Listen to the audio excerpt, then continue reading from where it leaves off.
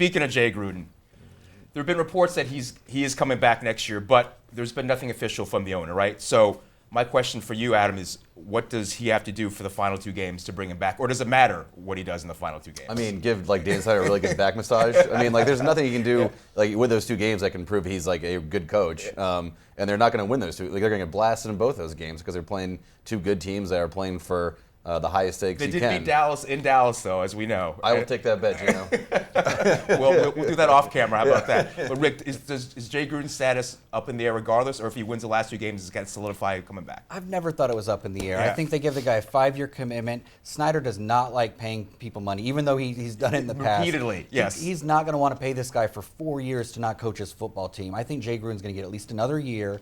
They're probably going to give him some pieces that he might want to work with a little bit more.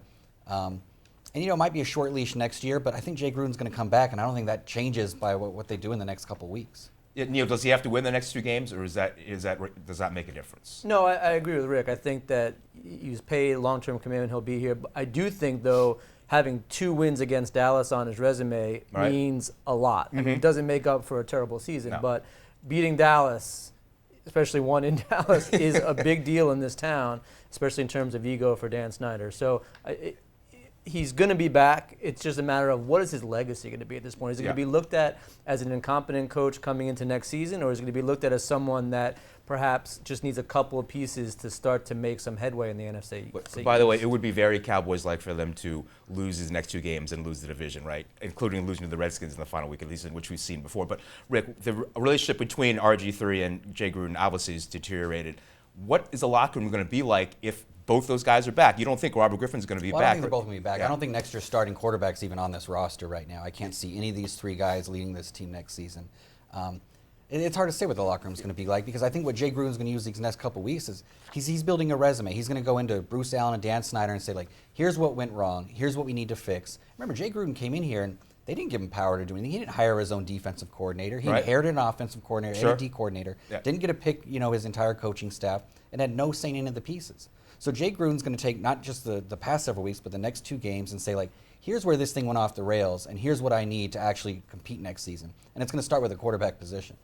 Adam, do you see Dan Snyder bringing both guys back? Because we know Dan Snyder's relationship with RG3, how much he loves the guy, but he's given Jay Gruden a long-term commitment. But there is clearly a fractured relationship between the coach and the quarterback. Yeah, if I had to bet, I think it's going to be a disaster, but I kind of do think they will both be back. You give the guy a 5-year contract. You can't just cut bait for 1 year. Yeah. Even Dan Snyder, like Rick said, is not going to want to pay that guy to not coach for 4 seasons. And Griffin, I think it's going to be so hard for Snyder, with all the affinity he feels toward Griffin, what Griffin has accomplished in that rookie year, to just cut him. And they're not going to be able to trade him because of the cap hit. It's like $14 million, so no team's going to take on a broken quarterback for that much money. So I just think his sort of ego, his affinity toward Griffin is going to prevent him from making that trade, and it's just we're going to be left with inertia of bringing him back. But if you think they want Gruden back, why do you bring Griffin back? Jay Gruden does not want Griffin to even be his backup quarterback. But Snyder loves him. I'm not saying it makes sense. I'm just thinking, if for no other reason than inertia, it's not going to be a good situation. I just think that's how it's going to end up, mainly because tension and dysfunction are the 2 hallmarks of Snyder's ownership. Rick, I want to go back to something you said earlier about the quarterback of the future not being on the roster now.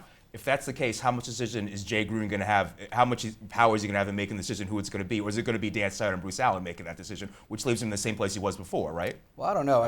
You're right. Yeah. I think Bruce Allen should be the one position that they really question and say, are we going to win with this guy making personnel decisions?